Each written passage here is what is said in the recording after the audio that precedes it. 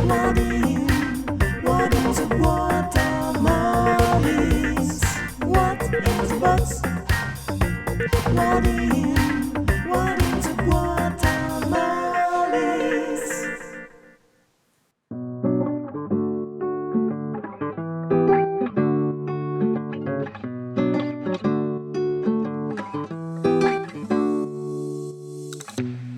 Bonjour à toutes et à tous, je suis vraiment ravie de vous retrouver pour ouvrir avec vous cette nouvelle boîte à malice particulière, vous le voyez, puisque je me trouve ici au golfe de Folquemont-Pompierre, où se déroule la deuxième édition du festival Parenthèse Nature. C'est un festival entièrement dédié à la photographie, au grand air, à ciel ouvert. Pour en parler avec moi, me rejoint Olivier Henrion. Bonjour Olivier. Bonjour. Alors Olivier, nous allons déambuler ensemble pendant 26 minutes sur ce site absolument magnifique. Nous allons également partir à la rencontre de deux photographes qui nous parleront de leur travail. On rencontrera également un bénévole du centre de soins pour faune qui est partenaire du festival. Mais avant de commencer notre balade ensemble, un mot sur ce festival et cette deuxième édition qui a lieu parce que la première a cartonné. La première, c'était une véritable réussite, Oui. malgré la crise sanitaire que nous avons connue. 10 000 festivaliers sont venus visiter la première exposition ici au golfe de Folquemont, une exposition qui était consacrée au climat. La particularité de ce festival, c'est que c'est à la fois un festival qui a une dimension artistique, avec ses photographies absolument magnifiques qui valorisent notre territoire, et puis c'est aussi un festival écologique, avec cette volonté de préserver la nature. Complètement, et d'autant plus que cette année, on a engagé une véritable démarche à travers notamment la vente de l'ouvrage, dont une partie des fonds vont être versés à un centre de soins. Alors il y a aussi une grande démarche écologique au niveau du golfe qui est en cours de labellisation. Avec un festival comme celui-ci, vous tenez à nous dire qu'il faut prendre soin de notre planète, prendre soin de la faune, la flore. Complètement, une nature qui est véritablement en détresse, on le voit tout autour de nous, à travers les paysages qui nous entourent. Tout au long du parcours, on a aussi une forêt qui est malade, qui est en train de mourir. On voit des arbres qui meurent parce qu'il y a un manque d'eau, il y a le changement climatique, on voit les effets tout autour de nous et d'ailleurs en Grand Est également. Oui. Alors le festival est là pour nous rappeler justement que la nature est magnifique. On va le découvrir pendant 26 minutes ensemble. C'est parti pour la balade. C'est parti. Allez, on y va.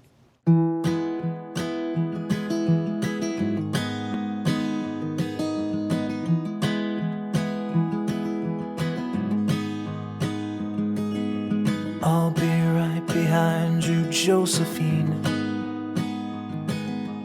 I won't leave you waiting in between. And the cigarette you bummed from me is almost burning out. Bon, alors Olivier, on a quand même bien marché, déjà 2 km. C'est ça. Et on arrive un peu au centre névralgique, on est à la Chapelle. Et c'est là que sont exposés l'ensemble des photographes de Parenthèse Nature. C'est ça, De l'association. les 3 photographes que nous sommes dans le collectif, Ouais. Rachel, Raïma et moi-même. Ce qui veut dire que donc ces photographes-là exposent ici à la Chapelle. Et puis pour le reste, cette année, vous avez choisi de les sélectionner via un concours. Un concours qu'on a organisé l'an dernier, au mois de mars, du mois de mars jusqu'au mois de mai. Et on a eu 1500 photos qui nous sont parvenues. 1500 photos. 1500 photos. Donc 1500 photographes ou certains en Non, avaient envoyé 300 photographes environ. plus? Oui, Et donc on a sélectionné les fameuses 150 images qu'on retrouve sur le parcours. d'accord. Il fallait être issu du Grand Est, Alors, né dans le Grand ouais, Est. c'était le thème justement du festival, de mettre en valeur notre belle région, le Grand Est. Oui, c'est ça. Cette raison de vouloir mettre en valeur le territoire, c'est aussi de rappeler un petit peu que préserver la nature, ça commence peut-être chez soi. Complètement. Et puis là, il y avait encore autre chose. On était en plein confinement, donc du coup, on a vraiment observé la nature qui était proche de chez nous. Rappeler aussi qu'elle est fragile. À travers les images, on voit que des belles choses autour de nous, mais cette nature, effectivement, elle est très très fragile. On a des milieux qui sont en train de disparaître, des espèces, énormément d'espèces qui disparaissent. On en a 1300 qui sont actuellement inscrites sur la liste rouge. Ouais. Là, on voit des papillons, on voit tout un tas de choses, la faune, la flore, d'une manière générale, qui disparaît. Donc, à travers ce festival, à travers toutes ces images, on veut vraiment sensibiliser le grand public, les petits et les grands. On voit que la région est inspirante. Vous-même, donc vous êtes photographe, donc certaines de vos photos sont exposées ici. On va en découvrir dans quelques instants quelques-unes sur ce sentier. Qu'est-ce qui vous inspire, vous particulièrement? Un petit peu tout, la nature d'une manière générale. Là, on voit par exemple une de mes images que j'ai faite avec un drone. Donc on voit un étang qui est gelé avec des canards qui sont tout autour. Incroyable. Un trou d'eau et voilà, il y a de la vie. Il y a de la vie sur cet étang.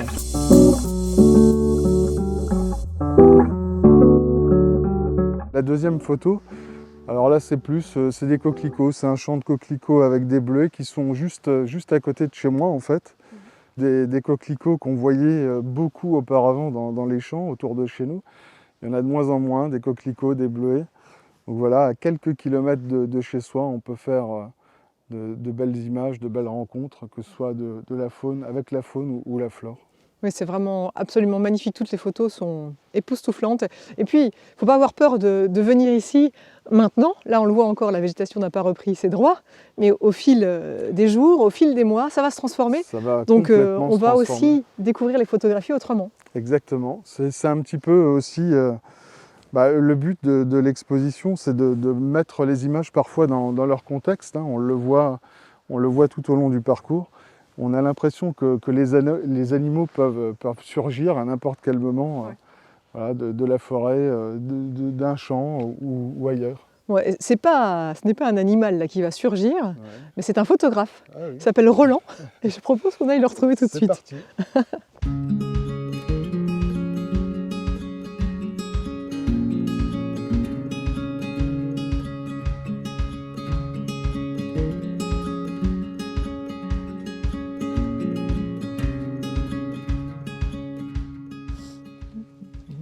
Bonjour Alicia. Ça va Bonjour bien? Roland, oui Ouais. ça va bien, je suis complètement subjuguée par votre photo, mais quelle délicatesse, quelle finesse. À qui a-t-on affaire là? Comment s'appelle-t-il Donc ce papillon, c'est le gazé ou la pierrite de l'aubépine. Ouais. Et cette photo me tient à cœur et je remercie par Thèse Nature de l'avoir sélectionnée, parce que c'est une espèce en voie de disparition. Ouais. Pourquoi? Parce que nous sommes en train de détruire son biotope. Son biotope, c'est quoi? C'est des haies d'aubépine ou de pruniers sauvages. Et donc ce papillon pond ses œufs sur les feuilles de l'aubépine. Ces œufs passent tout l'hiver sur cette feuille et au printemps, quand la chenille se forme, elle se nourrit donc de ces feuilles et après elle se transforme en papillon. Ce papillon ne vit que sur des prairies arborées ou très fleuries D'accord. pour pouvoir se nourrir et il lui faut des herbes hautes Oui. parce qu'il ne sait pas se poser au ras du sol. D'accord. Il lui faut donc des herbes hautes et notamment des fleurs très hautes également, type marguerite, c'est les hautes marguerites, qui puissent se nourrir. Et malheureusement, on taille. Intempestivement. On taille intempestivement À tout va. toutes les haies, Voilà, sans respecter. sans respecter, et on tond les pelouses trop tôt dans la saison. D'accord. Donc l'idéal pour ce type de papillon, c'est de tondre les pelouses au mois de juillet, quand il a fini son cycle de vie. Et actuellement, là, à l'endroit où j'avais pris ces papillons, il n'y en a plus qu'une dizaine, alors qu'il y a 2 ans en arrière, il y en avait encore une centaine. Donc je pense que d'ici quelques années, il n'existera plus. Et votre manière d'alerter, eh bien, c'est de le faire avec avec poésie. Depuis que j'ai mis un peu de poésie et une nouvelle composition dans les photos, ça interpelle les personnes et ils me posent des questions. Oui. Et donc là, je peux développer tout ce qui se passe dans notre nature, qui est malheureusement un peu escatée. Et ils sont étonnés de voir dans mes photos donc, de papillons ou d'insectes, montres religieuses ou autres, ou libellules, que ça existe chez nous. Ah oui, c'est ça. Et- Parce que et vous êtes à Gondange Voilà. et votre rayon d'action, c'est 50 km autour Ah oui, pas d'Agondange. plus, oui, ça suffit. Et c'est là qu'on se rend compte Et à c'est quel là qu'on point trouve énormément de choses. il y a Même énormément de merveilles. à 1 kilomètre de chez moi, il y a des choses à prendre en photo sans aller trop loin.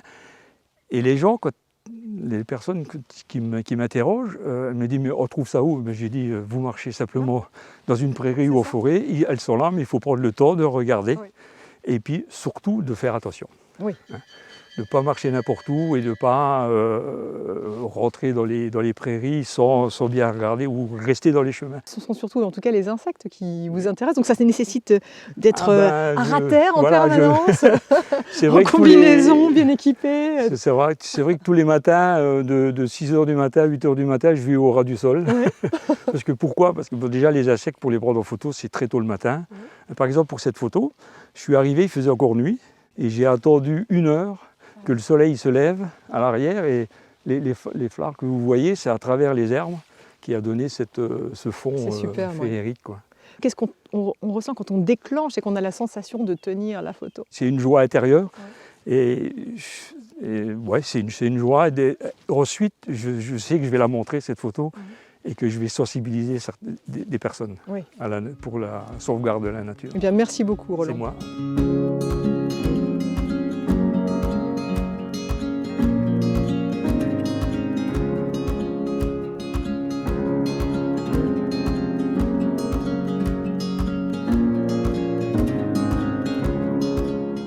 Alors Olivier, il y a quand même une spécificité, une nouveauté cette année pour cette deuxième édition, car il y a cet écrin absolument magnifique, ces 150 photographies bien voilà, à ciel ouvert.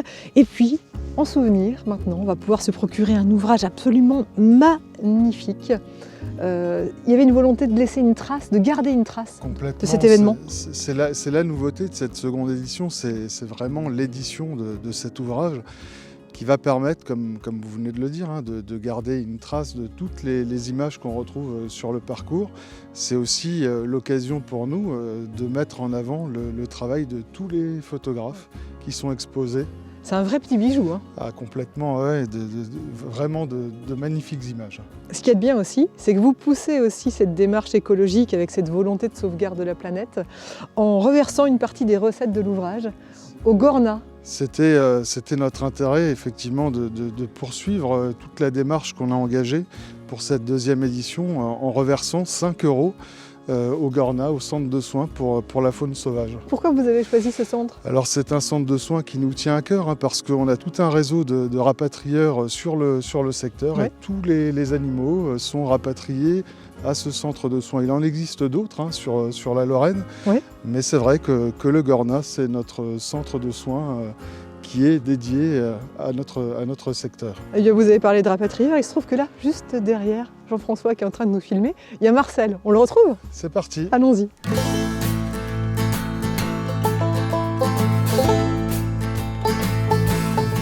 Bonjour Marcel. Bonjour.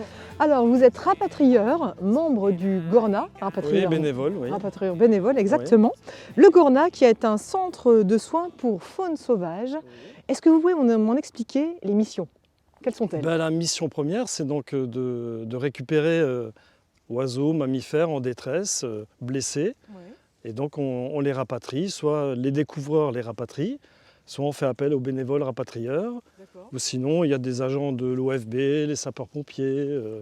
Voilà, ça c'est la mission première du Gornat. C'est un centre qui se trouve en Alsace, mais à la frontière de la Moselle. C'est-à-dire que vous rapatriez des animaux qui sont à la fois alsaciens et mosellans. Oui, c'est-à-dire que les 2/3 des 2047 accueils en 2021 Énorme. viennent donc d'Alsace, donc du Bas-Rhin, donc la partie haute, et un tiers principalement de Moselle. D'accord. Voilà. Vous avez évoqué 2047 animaux accueillis donc l'année dernière.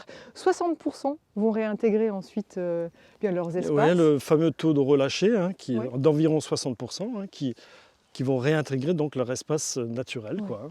De quoi souffrent-ils en général ces animaux et à quelle faune a-t-on affaire globalement? Les causes premières, ce sont surtout en juin-juillet les juvéniles, que ce soit des oiseaux, les mammifères. Ensuite, la prédation domestique, les chats par exemple, ou les accidents de la route et d'autres facteurs. Nous, en tant qu'êtres humains, est-ce qu'on est responsable un peu de leur Oui, tout à fait, de leur parce mort que l'humain empiète un peu sur beaucoup, d'ailleurs, et stresse beaucoup la faune sauvage, Oui. donc elle la met en détresse. Et donc, c'est à nous d'être un peu plus regardants, plus bienveillants aussi par rapport à cette faune sauvage. Et donc aussi l'idée, nous en tant que bénévoles et les professionnels du Gornat, de sensibiliser les gens à ça. Ouais. Qu'est-ce qu'on peut faire justement? Je crois, vous m'avez parlé en aparté Oui, du bah, taillage de haies. Voilà, il y a des moments où il ne faut pas y aller à couper parce que bon, on a des juvéniles de hérissons, par exemple, d'oiseaux. Donc on va les perturber, on va les stresser, on va les mettre en danger. Et ensuite, on va les ramener au Gornat pour les soigner.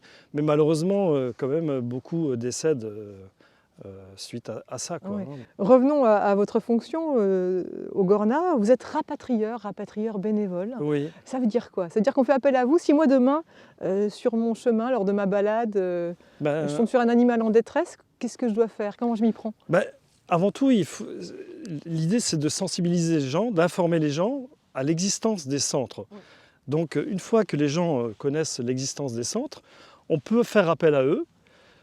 Les découvreurs ramènent l'oiseau ou le mammifère en détresse, mais avec l'autorisation du Gornat ou d'un organisme autre, parce que les espèces sont protégées. Donc, il est interdit d'avoir un animal sauvage en voiture. Il faut être autorisé au préalable pour le transport, hein. Et donc, nous, les découvreurs bénévoles, on fait appel à nous lorsque les gens qui découvrent les animaux ne peuvent pas les ramener. Nous, on est en l'alternative et donc on pallie à ça, quoi, hein. Voilà. Ce centre, c'est vraiment un hôpital de luxe, hein, de haute volée, puisqu'il y a des installations vraiment d'une qualité incroyable qui le sont Gornat là-bas. peut se vanter d'avoir des structures, des volières incroyables, notamment la dernière qui fait 52 mètres et qui permet surtout à certains rapaces donc à la rééducation au vol, à la rééducation aux techniques de chasse et aussi aux grands oiseaux, les grands voiliers, les cigognes, les aigrettes, etc. Donc c'est un outil formidable qui est aussi au service des 3 autres centres qui font partie du Grand Est, hein, voilà. Donc il y a une coopération aussi entre les 4 centres du Grand Est. Ouais. Eh bien, merci beaucoup de nous l'avoir présenté. On peut rappeler qu'on peut faire des dons, bien sûr, toute l'année au Gornat. Oui, on a toujours besoin d'argent parce qu'il n'y a pas assez d'argent pour faire fonctionner ces centres-là.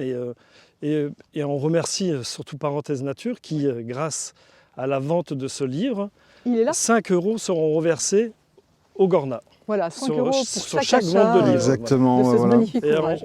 on les remercie vraiment du fond du cœur. Eh ben merci. C'est noté. Merci, Merci. beaucoup, Marcel. Mais merci à vous, hein. À bientôt.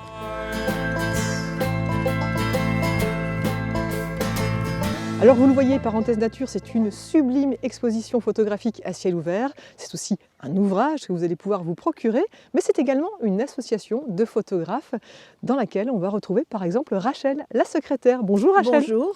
Alors vous êtes secrétaire, je l'ai dit, de l'association, mais également photographe, forcément. Et vous, votre amour pour la photographie vous a conduit au monde des insectes. Voilà, les petites bêtes. Oui. Qu'est-ce que vous aimez dans ces petites bêtes?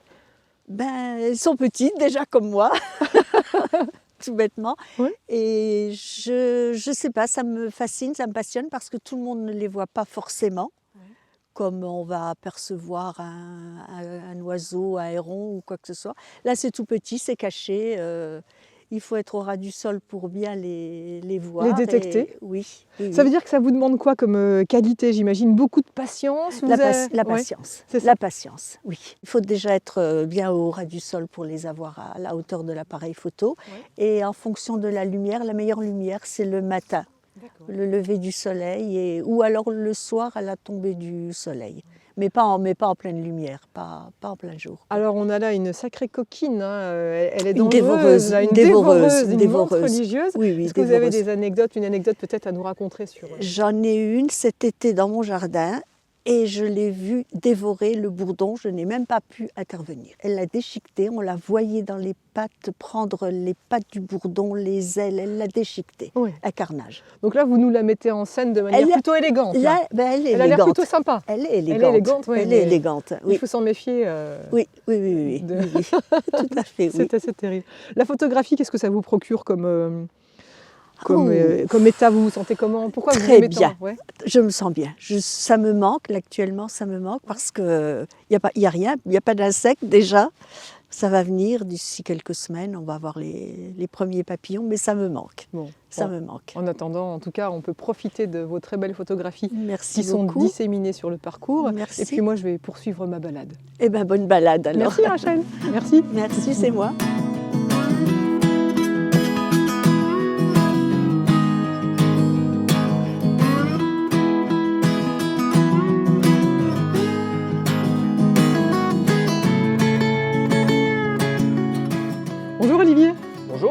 Alors cet emplacement pour votre photo, ça vous plaît? Ouais. Parfait, parce qu'il a à manger, il a une belle vue, c'est merveilleux. Oui. Il est bien ici. De voir ces photos exposées comme ça en pleine nature, de participer à un tel festival, ça représente quoi pour vous? Un plaisir et puis un honneur aussi d'avoir été sélectionné, de pouvoir présenter son travail.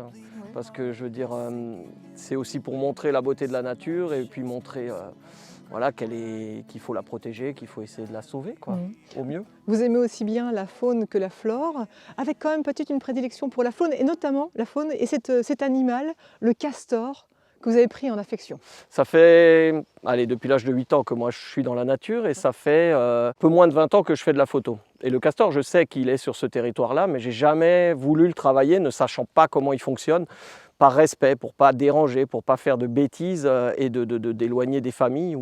Donc j'ai jamais vraiment travaillé dessus. Et il y a quelques années de ça, avec mon mentor Charles Metz, on s'est dit, bon maintenant on trouve un arbre, on met une caméra et on commence à chercher. Et on cherchait les indices, on a passé 3 ans que ça. Pas une fois, je suis allé au bord de la rivière pour essayer de le prendre en photo. C'était que de la recherche, que des caméras, que des indices, que de la présence. Et c'était merveilleux parce que j'ai pris autant de plaisir avec cette caméra de surveillance à la relever toutes les semaines, à aller regarder ce qu'il y a dedans. Oh purée, il y a le castor, il n'y a pas le castor. C'était vraiment génial à ce niveau-là, quoi. Il y a pas mal de photographes qui ne prennent pas soin forcément de la nature, qui ne font pas attention, qui vont un petit peu cliquer de manière intempestive. Mais vous, ce n'est pas du tout votre cas. Vous êtes quelqu'un qui prenait en compte l'environnement. J'essaye au maximum de ne pas faire de dérangement, mais bon, attention, c'est facile de le dire, mais ce n'est pas toujours facile à faire. J'ai déjà sûrement dérangé des sujets, j'ai déjà sûrement fait des erreurs. Dès le moment où c'est une erreur qui est, on va dire, pas assumée, mais une erreur d'inattention, encore ça peut aller, mais souvent des photographes le font sciemment pour une photo spécifique, quoi. Et là, c'est plus dérangeant. Et ça peut venir de n'importe quel niveau de photographe, quoi, malheureusement. Vous vous documentez donc énormément en amont. Et puis après, eh bien, il faut être à l'affût. C'est de la patience que ça demande. Comment est-ce que vous y prenez? Vous êtes quoi, dans quelle étape? Je suis un peu un gars qui est un peu vif, donc rester 3 heures des fois en affût c'est compliqué. Oui. Mais heureusement il y a internet et puis il y a les jeux sur le téléphone où vous pouvez patienter un peu, mais en gardant toujours une oreille autour de nous, c'est-à-dire le moindre bruit hop, j'observe un petit bruit, un petit quelque chose. Oui, parce que si vous regardez votre téléphone, vous pouvez passer à côté du Graal. Je ne suis pas happé par le sujet que je suis en train de regarder sur le téléphone, parce que j'ai toujours les oreilles autour de moi. D'accord. Ouais. Et des fois, je lève la tête et puis je recommence. Mais parce que c'est vrai que des fois, c'est long. On a un autre animal là que vous avez le courlis, le courlis cendré. En Alsace, il devient malheureusement un peu plus rare parce que les grands prés un peu marécageux disparaissent de plus en plus. Et du coup, il a du mal à trouver sa place. Il y a encore des zones qui essayent d'être protégées pour le garder encore chez nous. Ce n'est pas un animal mondialement qui est rare, mais en Alsace, il commence à être un peu difficile à voir. Qu'est-ce que vous ressentez une fois que vous êtes chez vous, que vous regardez cette photographie, que vous dites là, ça y est, je la tiens? Déjà juste là, à la fois où le Grand-Duc, je l'ai pris en photo. La petite anecdote, c'est qu'en fait, je suis arrivé en affût vers 16h30. Et 18h30 en février, il fait nuit. Donc là, je commence à sortir mon appareil parce que j'avais construit une pseudo-cabane, mais vraiment tout nature pour pouvoir la broyer et la dégager quand j'ai fini et qu'elle ne fasse pas trop de dérangement. Et j'enlève mon appareil et le Grand-Duc arrive. Et c'était la première fois qu'il venait. C'était ma première photo dans les 2013-2014. Donc je remets mon appareil, je refais ma mise au point au mieux que je peux parce qu'il fait sombre, mais les flares de lumière qui sont autour de lui, j'arrive à faire une mise au point. Et 18h30, il se pose, donc je commence à faire des photos, 19h, 19h30, 20h. Ma femme m'envoyait des SMS, t'es où, qu'est-ce que tu fais? Rentre dîner. Attends, mais t'es où? On fait plus de photos à cette heure-ci. Chérie, il est devant moi, je ne peux pas sortir. Je ne peux plus bouger. Oui, tu te fous de moi, t'es où? Mais à 20h30, enfin il décolle. Mais moi, depuis 16h30, je suis couché, je suis à rafaler dans mon... J'ai redescendu la montagne parce que je ne passe pas par les chemins. Je suis tombé 2 fois. Et quand je tombais, je disais, je m'en fous, j'ai des photos de Grand-Duc. Ah oui. C'était le Graal. Ah ouais, c'était merveilleux. Eh bien, merci en tout cas de nous procurer ces émerveillements. Merci. Merci à vous. Et puis moi, je continue encore de me balader. J'ai 4 km, alors j'ai de quoi faire. Là, il y a de quoi faire. Merci.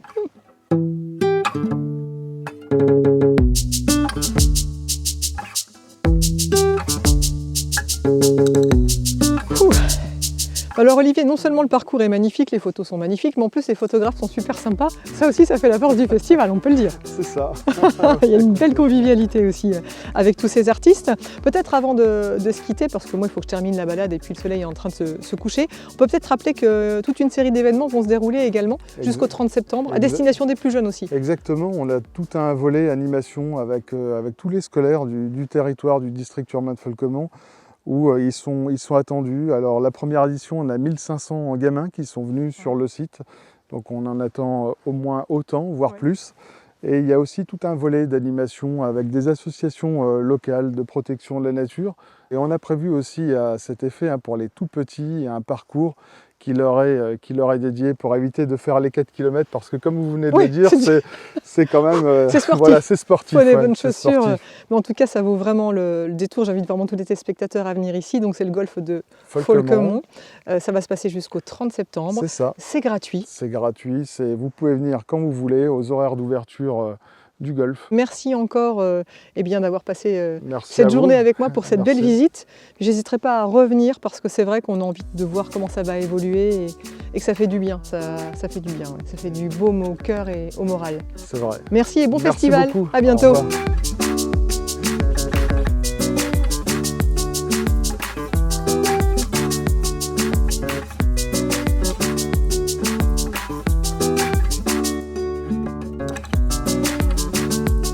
Festival Parenthèse Nature, édition numéro 2. Je le disais avec Olivier, non je le disais pas avec Olivier, on va le refaire tout de suite. Nous avons proposé... non, pas bon. Très bien marché, non. Non. Pas bon, non. Alors, votre spécificité... Stop. Roger, faites gaffe, il y a une dame en bleu, elle est agressive. On va vous couper un montage, on va garder avec le ragondin.